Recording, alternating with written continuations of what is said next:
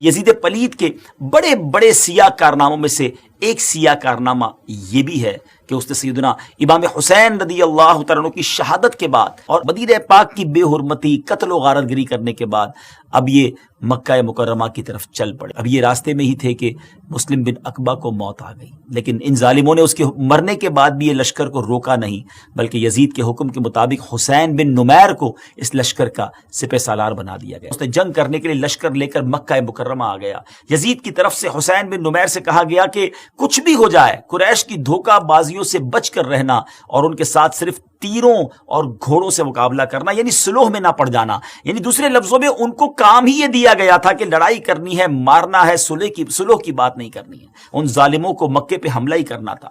چنانچہ مکہ مکرمہ پہنچ کر حضرت سیدنا عبداللہ ابن زبیر رضی اللہ تعالیٰ عنہ نے اس کے ساتھ بھرپور جنگ کی۔ حسین بن نمیر کے لشکر نے مکے کا محاصرہ کر لیا اور عبداللہ ابن زبیر رضی اللہ تعالیٰ عنہ نے مسجد الحرام میں پناہ لی تھی اور اس نے حملہ کیا۔ منجنیق جو ہوتی تھی، یعنی جس سے غلیل کی طرح بڑے بڑے پتھر پھینکے جاتے تھے، انہوں نے آگ کے تیر بھی پھینکے، خانہ کعبہ کے پردے اور چھت میں آگ لگ گئی۔ مکے کا محاصرہ اور حضرت عبداللہ ابن زبیر رضی اللہ تعالیٰ عنہ ان کے ساتھیوں سے جنگ جاری تھی کہ یزید کے مرنے کی خبر شامیوں تک پہنچی۔ وہ متفرق ہو گئے، وہ گھبرا گئے۔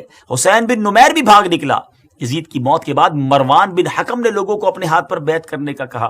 جب مروان بھی مارا گیا تو عبد الملک بن مروان نے اپنے ہاتھ پر بیعت کرنے کا اعلان کیا اور حجاج کو ایک لشکر کا امیر بنا کر پھر مکہ مکرمہ روانہ کیا۔ ان ظالموں کو چین نہیں آتا تھا، وہ پھر مکے پر انہوں نے بھیجا۔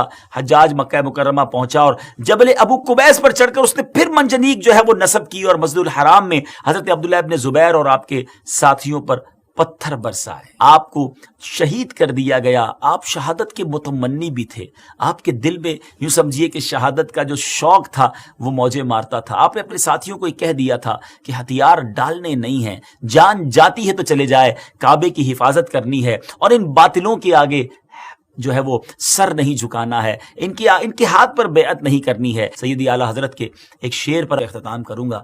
وہ فرماتے ہیں کہ کروں مدح اہل دول رضا، پڑے اس بلا میں میری بلا، میں گدا ہوں اپنے قریب کا، میرا دین پارائے نہ نہیں۔ ہمارا دین روٹی کا ٹکڑا نہیں ہے کہ اس کو سیل کرتے رہیں، اس پہ کمپرومائز کرتے رہیں، جیسا دیس ویسا بھیس۔ یہ عجیب سا جملہ ہے، نہیں جناب، جیسا بھی دیس مصطفیٰ والا بھیس، سنتوں والا بھیس۔ یہاں تعداد ہماری پاکستان سے باہر بھی ہے، ان کو ان ممالک میں کس انداز پر رہنا چاہیے؟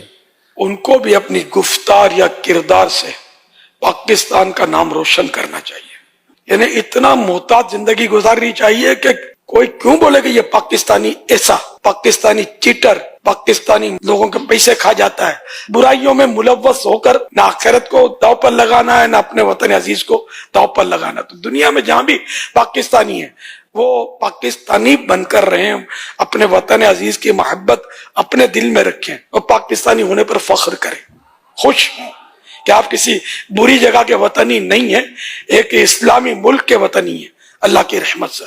تو اپنے کردار سے اپنے ملک کو داغدار نہ بنائیں، بلکہ اس کو مشہور کریں نیک نامی کے حوالے سے۔ انشاءاللہ ہم سب مل کر یہ کوشش کریں گے نا تو یہ ہے تھوڑا بہت مطلب جو کچھ وہ بھی انشاءاللہ دور ہو جائے گا۔ پاکستان زندہ باد! شیئر کیجئے، لائک کیجئے اور سبسکرائب کیجئے۔ Thank you.